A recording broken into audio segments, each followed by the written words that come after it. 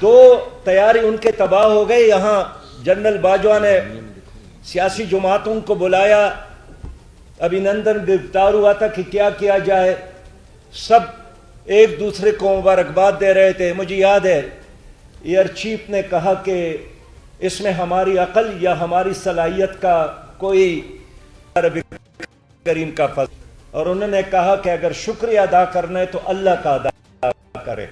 آج میں پھر کہنا چاہتا ہوں کہ ہماری افواج نے کوئی تکبر اور غرور کا راستے اختیار نہیں کیا, عاجزی کا, اور اللہ تعالیٰ کے سامنے سر بسجود ہے.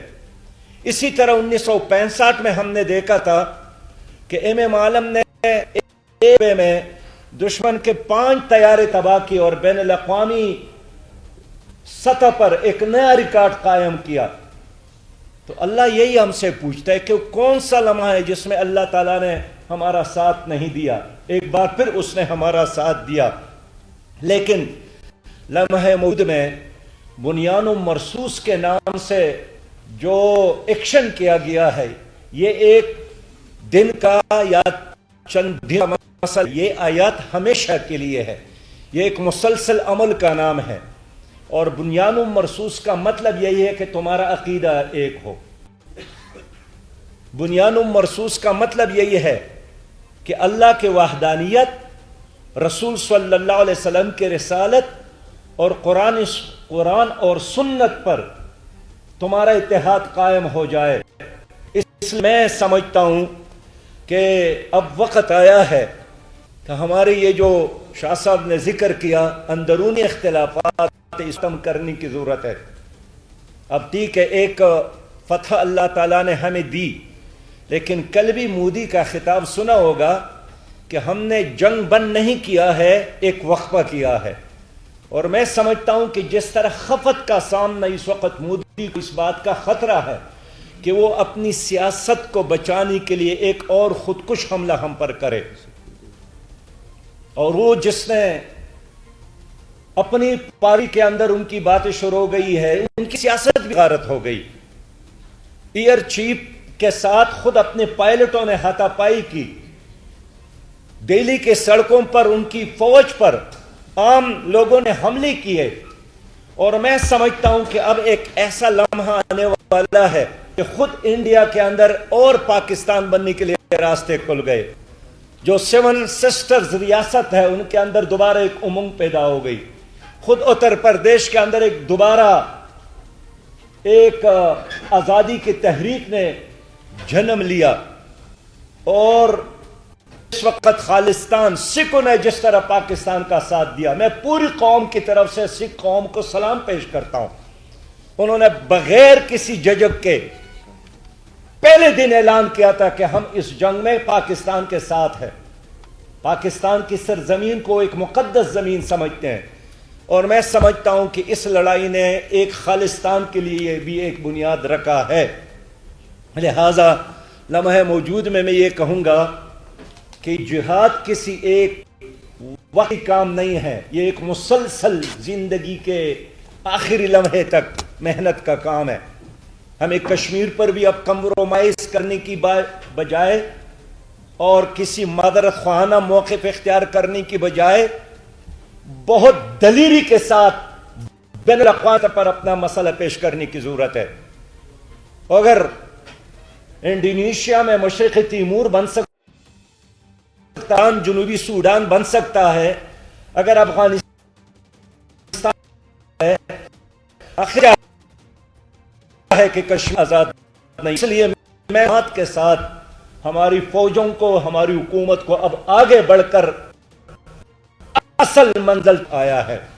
میں اس لمحے کہنا چاہتا ہوں کہ بلا شبہ ایک نیشنل ڈائیلاگ کی ضرورت ہے. اور آج جو لوگ یہاں آپ کو نظر آ رہے ہیں, میں وزیر اعظم شہباز شریف صاحب سے بھی کہتا ہوں اور آرمی چیف سے بھی کہنا چاہتا ہوں کہ دنیا کو اتنی طاقت سے بڑھ کر اب ہماری وحدت کی طاقت دکھانے کی ضرورت ہے. اور اس حوالے سے اگر 4 قدم آگے بڑھ کر شہباز شریف صاحب کو جانا پڑے, جانا چاہیے. ہم تعاون کے لیے تیار ہے، لیکن ایک نیشنل ڈائیلاگ اور نتیجہ خیز نیشنل ڈائیلاگ کی ضرورت ہے، اس لیے کہ سیاسی سٹیبلیٹی کے بغیر معاشرتی کا خواب پورا نہیں ہو سکتا ہے۔ ہم یہی چاہتے ہیں کہ آیا ہے کہ اب پاکستان میں افراد کی بجائے، خاندانوں کی بجائے، پارٹی سربراہوں کی بجائے قانون کی حکمرانی ہو، عدل اور انصاف کی حکمرانی ہو۔ اگر پاکستان جمہوری ملک، حقیقی جمہوریت یہاں پر ہو۔ اپنی بات کو مختصر کرتے ہوئے آخری بات بھی کہوں گا کہ اس وقت ٹرمپ سعودی پر ہے، پھر قطر اور UAE کے دورے پر جائے گا، اور آتی اس نے اپنی خواہش کا اظہار کیا ہے کہ اگر مجھے خوش کرنا ہے تو اسلامی دنیا اسرائیل کو تسلیم کرے۔ میں سعودی عرب اور تمام عرب ممالک سے اپیل کروں گا، امریکی خواہش کو خاک لانے کی ضرورت ہے۔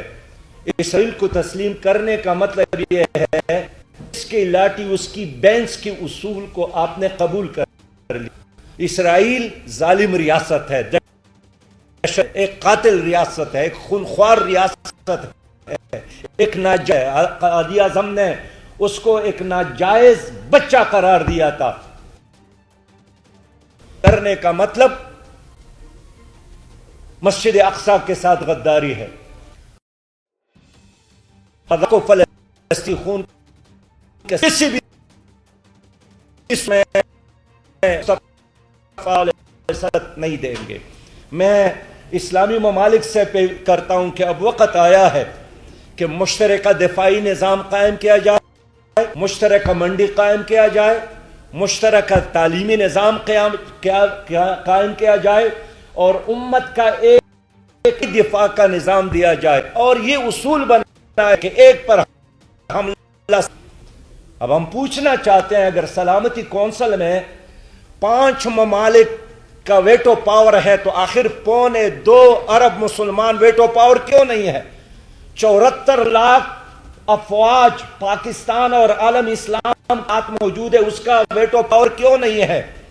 اس لیے ہم کسی بھی صورت میں امریکہ پر اعتماد نہ کرے۔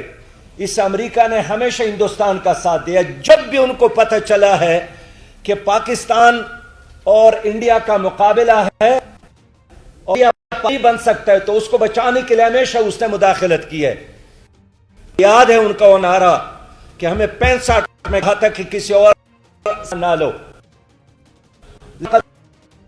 یہ جو ہمارا اسلحہ ہے اس کو ہندوستان کے خلاف استعمال کرنا۔ تو یاد نہیں ہے اعلان کیا تھا کہ بحر بیڑا آ رہا ہے، آپ کو کسی اور سے تعاون لینے کی ضرورت نہیں ہے، ہمارا بیڑا غرق ہو گیا، اس کا بیڑا آج تک نہیں آیا۔ اس لیے امریکہ پر اس کو دوست سمجھنا یہ پرلے درجے کے کم عقلی ہم سمجھتے ہیں۔ ہمیں اللہ پر اعتماد کرنا چاہیے اور اسلامیہ کا اپنا ایک بلاک اپ بنانے کی ضرورت ہے۔